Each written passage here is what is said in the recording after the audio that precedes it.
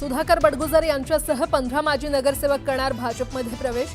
शेकडो कार्यकर्त्यांसह बडगुजरांचा ताफा मुंबईच्या दिशेने रवाना। नाशिक महापालिका निवडणुकीपूर्वी गिरीश महाजनांकडून ठाकरेंना मोठा धक्का।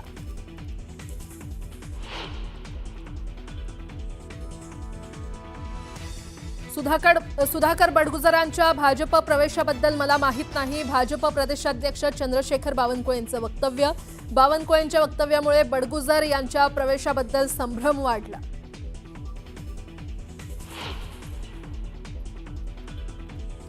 केंद्रीय गृहमंत्री अमित शहा 2 दिवसीय महाराष्ट्र दौऱ्यावर 20 आणि 21 जून रोजी मुंबई आणि पुण्यातील कार्यक्रमांना लावणार हजेरी।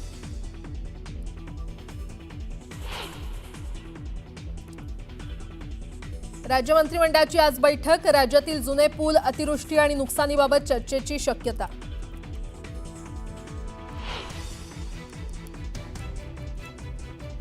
लाडकी बहीण योजनेनंतर वारकऱ्यांसाठी पुन्हा एकदा निधी पळवापळवी।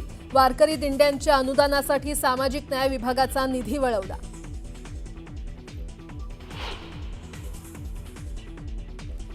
राज्यातील विकास प्रकल्पातील कंत्राटदारांची सुमारे 90,000 कोटी रुपयांची देणी थकीत। देणी फेडण्यासाठी राज्य सरकार कर्ज काढणार।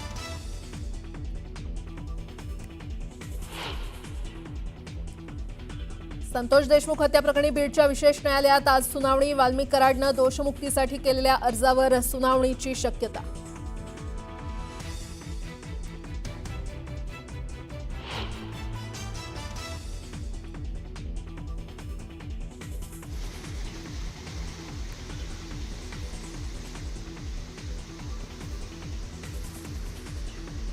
गुजरातमधील अनेक शहरांमध्ये पावसाचा कहर। मुसळधार पावसामुळे नद्यांना पूर।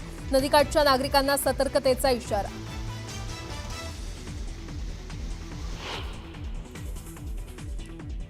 कर्नाटकमधील मंगळुरूसह परिसराला मुसळधार पावसानं झोडपलं। पावसामुळे शहरातील अनेक भागात पूरस्थिती। मुसळधार पावसामुळे नद्यांनाही पूर।